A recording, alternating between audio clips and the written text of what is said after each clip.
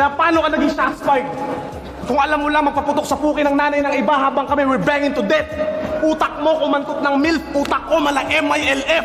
Kakantutin ko yung nanay ng anak mo sa harapan niya para alam niya na dapat sa'yo siya magmana. At, bakit? Ano? Kakantutin ko yung nanay ng anak mo sa harap niya para alam niya na dapat sa'yo siya magmana. At bago ako umalis ng bahay, iniwan ko yung baril sa kama ni Ermat so you can fuck my mama. Ito na ba yung gusto mo? Karangalan, medalya? Ito, ginto. Kaya ba na-take mo yun, sir? Pues kainin mo, walang niya ka. Total, magaling ka mag-spell. Pero di ka mananalo kasi medalya. Oo, mistake mo yan, sir. Pero may medalya. Tong medalya, ngayong binigyan ng L.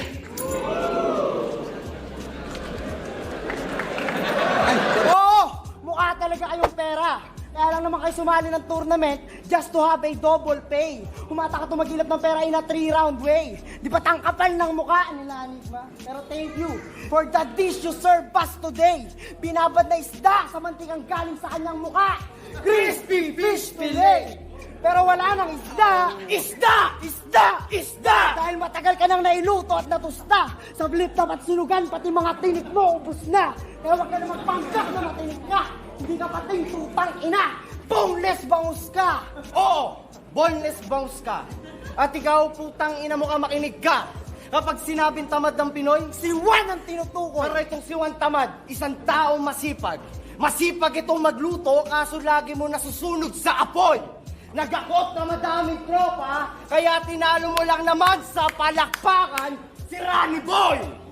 At iilan na rin ng MCing aking binuwal na nag-aaklas-aklasan, nagsilambutan, nagsikalasan ng mga nagtitigas-tigasan. May pwedeng na. Sorry. Okay. Nagkulong ako sa aking silid-aklatan upang hasain sa tugmaan. Nagkulong ako sa aking silid-aklatan upang hasain ang tugmaan. Diniklara ka na dead on arrival.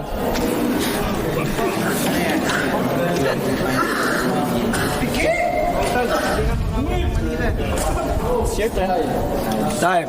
Oh, nung ikaw nakanakit eh, nakasakit eh. Sorry nga pre, kaya Naman ako tol. Yun, no? Hindi ko tumatanggap niya, nakasakit ka na eh. Sige! Sisigawan kita! Bakit buhay pa ako? Di mo ko kayang ibaon! Roy, tigun na ako sa'yo. Pukin ang ina mo, boy. Tatatatang! Ina mo, Shay! Bakit wala si Smadras dito? Siya pa naman ang gusto namin makalaban. Isang lapas